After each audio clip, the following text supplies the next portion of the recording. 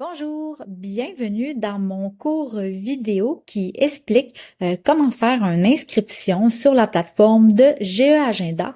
Alors, si tu es une éducatrice ou un parent qui n'a jamais fait d'inscription, alors ce vidéo-là est là pour vous le montrer. Je vais vous montrer une inscription pour une éducatrice qui crée une garderie. Alors, vous cliquez ici sur inscription et non connexion, inscription. Vous entrez votre adresse courriel. Veuillez vérifier s'il est vraiment bien écrit. Alors, vous créez un mot de passe et je vous invite aussi à lire les conditions d'utilisation et la politique de confidentialité. Alors, quand vous acceptez, vous cochez accepter et vous cochez s'inscrire. Alors voilà, première étape, c'est assez simple. On sélectionne la langue dans laquelle vous voulez l'application et vous inscrivez votre nom. Continuez. Quel est votre rôle? Alors, si vous êtes un parent, vous cliquez sur « Je suis un parent ». Je vais faire une autre capsule vidéo pour une inscription parent. Alors, il sera facile d'envoyer le lien, puis le parent pourra l'écouter. Maintenant, je suis un éducateur. Alors, c'est si vous êtes une gestionnaire de garderie ou un éducateur.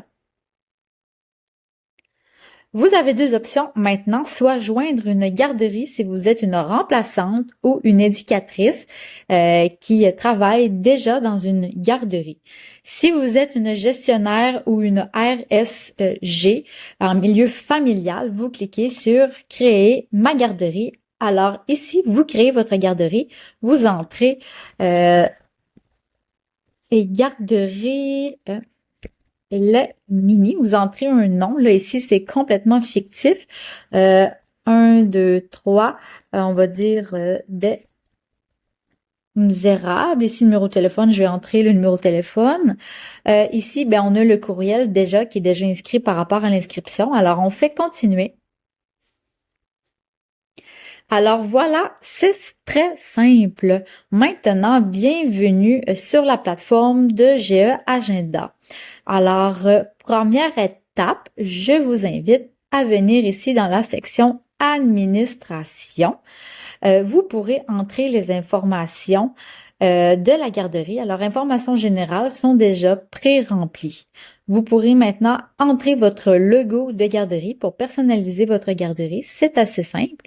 Et ici, si vous désirez faire des ententes de service qui est déjà compris dans la plateforme, je vous invite à entrer ces informations-là qui vont déjà être transposées dans les ententes de service. Sinon, ce n'est pas obligatoire. Maintenant, en tant que personne administre, qui est dans l'administration de la garderie, vous avez accès à la partie admin. Vous pourrez ajouter ici des employés. Alors, c'est assez simple. Vous ajoutez un éducateur et vous entrez son email ou vous entrez son code. Vous allez pouvoir consulter une autre vidéo justement pour l'inscription à propos d'une éducatrice. Alors, vous entrez son email avec lequel elle a déjà créé son compte. Super important, il faut que l'éducatrice ait créé son compte. Alors, on fait recherche. Alors, effectivement, je veux ajouter cette éducatrice, alors on fait ajouter. Maintenant, vous pouvez aussi la mettre administrateur, alors elle aura accès à cette section. Sinon, si c'est une tout simple éducatrice, vous ne cochez pas ce bouton. Vous pouvez cliquer sur le profil de l'employé. Alors, vous aurez son code, ses informations. Elle peut entrer ses antécédents judiciaires, formation d'RCR, puis des documents comme le CV ou ce que vous voulez. Alors, la fiche est consultable assez facilement. Vous pouvez maintenant aller dans Gestion des modules pour choisir ce que vous voulez sur la plateforme et ce que vous ne voulez pas. Alors que vous soyez un CPE ou un milieu familial, vous pouvez ajuster la plateforme comme vous voulez. Le prix ne change pas. Fait que si vous ne voulez pas de gestion de tâches ou de statistiques ratio, vous pouvez désactiver, ils vont disparaître automatiquement de la plateforme. Vous pourrez les réactiver comme vous voulez. Alors, voilà. Maintenant, on s'en va dans Enfants. c'est ici que vous allez créer un enfant. Alors, vous voyez ici, on a des sélecteurs. Vous pouvez sélectionner plusieurs groupes. Maintenant, si vous êtes un milieu familial, vous n'avez pas besoin de créer de groupe à moins que vous désirez vraiment en créer. Alors, vous faites tout simplement ajouter un enfant. Si vous êtes un CPE ou une installation ayant des groupes, je vous invite à créer vos groupes en premier. Alors, vous pouvez créer des groupes. Vous pouvez écrire l'âge. Mettons, c'est mon groupe de 2 ans et vous sélectionnez une couleur. Voilà. Alors, on a créé un groupe. On crée un deuxième groupe. On va les appeler les tortues. On va dire, c'est mon groupe de 3-4 ans. Tout ça n'est pas obligatoire. Et les tortues, on va les mettre verts. Voilà. Fait que là, j'ai créé 2 groupes. Maintenant, je vais aller créer les enfants. Alors, pour la création d'enfants, je peux inviter votre éducatrice à créer leurs propres enfants ou si vous êtes la gestionnaire, vous pouvez créer tous les enfants si vous le désirez. C'est à vous vraiment de voir. Alors, le prénom, je vais rentrer déjà qui sont déjà écrits. Ici, tiens, Laurence Maltais, vous entrez la date de naissance. Alors, on va dire qu'elle est née le 03 du 03 2022. Alors, je vais dire que c'est une fille.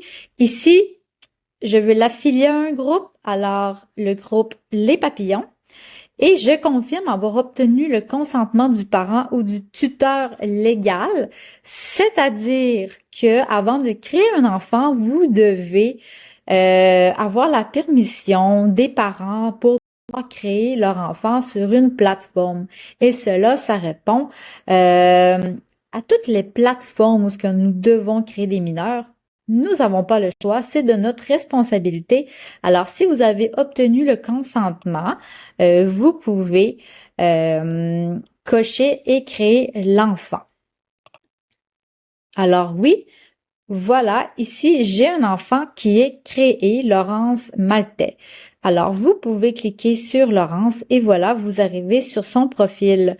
Maintenant, vous pouvez lui télécharger ou téléporter une photo. Vous pouvez choisir une couleur que vous pouvez associer à la couleur du groupe. Ici, non parent consenti à la loi 25, c'est parce que là, vous comprenez que le profil parent de cet enfant fictif n'existe pas, mais le parent peut, dans le fond, attester son accord directement dans la plateforme. Ceci simplifie vraiment la tâche pour vous. Alors, groupe des papillons, vous pouvez changer de groupe assez facilement. Alors, en étant sur le profil de l'enfant, vous aurez accès à l'agenda de communication, le portrait de l'enfant, le besoin spécifique, le dossier de l'enfant, album photo, note d'observation, rapport d'incident ou d'accident et ajouter un parent. Alors, pour ajouter un parent, je vous invite à visionner une autre capsule qui s'intitule « Comment ajouter un parent à l'enfant ». Alors, voilà pour l'inscription en tant qu'éducatrice sur la plateforme de GeoAgenda. Fait que ce sont pas mal les premières étapes à faire quand on fait la création d'un profil.